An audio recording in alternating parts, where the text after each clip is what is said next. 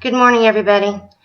I was made aware of a situation this morning by a parent that posted a video asking for help, and that's what I'm going to try to do here. This involves a school in Michigan. It's called Camden Frontier School. It is an all-grades school. They have elementary, middle school, and high school there. And this person, Larry Giles, sent out a plea asking for help. And I'm going to give you the situation that he's in and his daughter is in and their family. His daughter, when she was 2 years old, was in a car accident. She's now 17. She has been dealing with the physical struggles of this car accident since it happened, and it has progressively gotten much worse. She now has advanced AVN, which is basically the bones dying in her ankle. She has osteoarthritis. The doctors say that it is as bad as someone 80 years old. Now, because of this, you can imagine that it is a struggle to wake up in the morning and get out of bed, get dressed, walk to school, etc., etc. Now, the school is giving her a hard time, and her parents. Their policy is that if you miss so many days, it takes 3% off of your grade. Now, from what I understand, this girl is a good student, not a troublemaker, and her parents went to discuss this situation with the principal of the school, and his name is Mr. Scott Riley. He is the superintendent. And when I post this video, I am going to be posting the school's telephone number, their fax number, and this superintendent's email address at the school. I want us all to stand behind this family. This is discrimination. This child has rights. And the parents went to meet with the principal, the superintendent, Mr. Riley. They were polite. They were trying to get something done about this for their daughter. Mr. Riley has been unapproachable about this. Mr. Giles, the father, has gone to other organizations and groups in his area to try to get something done, to no avail.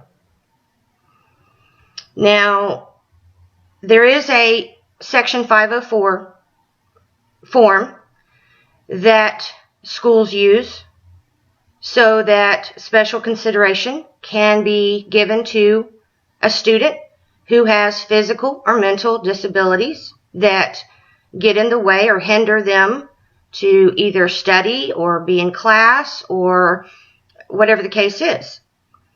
Now, I'm getting this off of the website of Michigan Alliance for Families.com, and they discuss Section 504, who's eligible, who's not.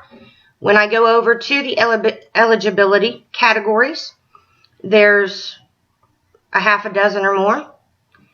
The one that I see that this child, this student, would fall under would be Rule 340.1709. Students with physical impairments have physical challenges which affect their ability to learn and may require adapted and or special materials or equipment. Now, at the point that this child, the student, is having trouble getting to school on time, she's either late or she misses days because of pain, that to me is a physical impairment. This parent has been to the doctor with his child, has gotten notes from the doctor about her loss of attendance at the school. The principal is not helping this child. Now, what I want everyone to do is I'm going to tag Mr. Giles in this video. I want you, that is the parent of this student in Michigan, I want you to send him a message of encouragement and support.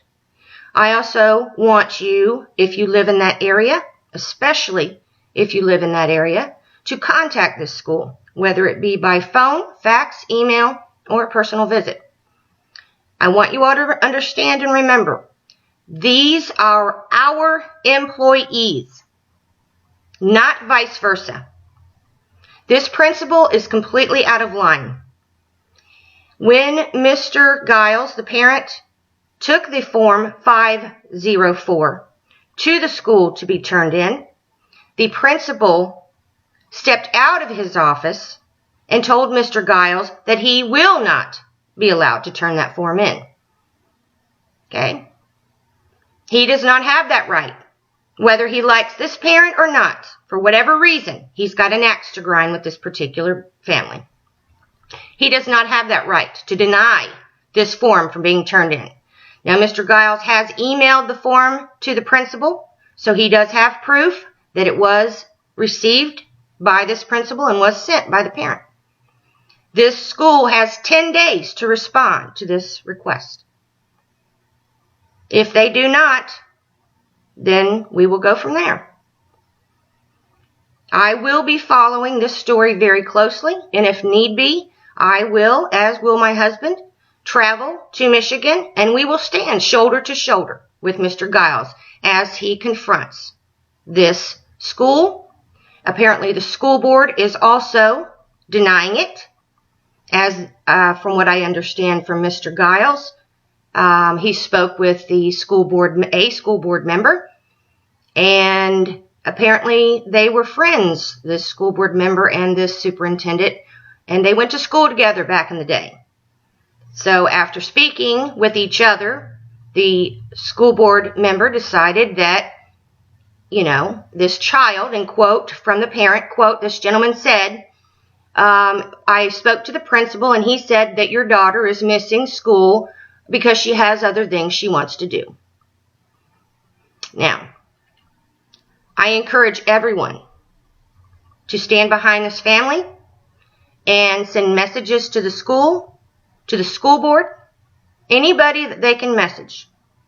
I would encourage Mr. Giles, if he has not already, to contact the Michigan Alliance for Families, get them involved. This is the type of nonsense, and I say nonsense because I'm trying to control my language, that needs to stop. These parents, these students have rights. It's time that we remind them who writes their check. Mr. Giles, Mrs. Giles, I look forward to talking to you, and I will do as much as I can, as will my husband, to see that your daughter's rights are heard and taken care of. God bless you all. Talk to you soon.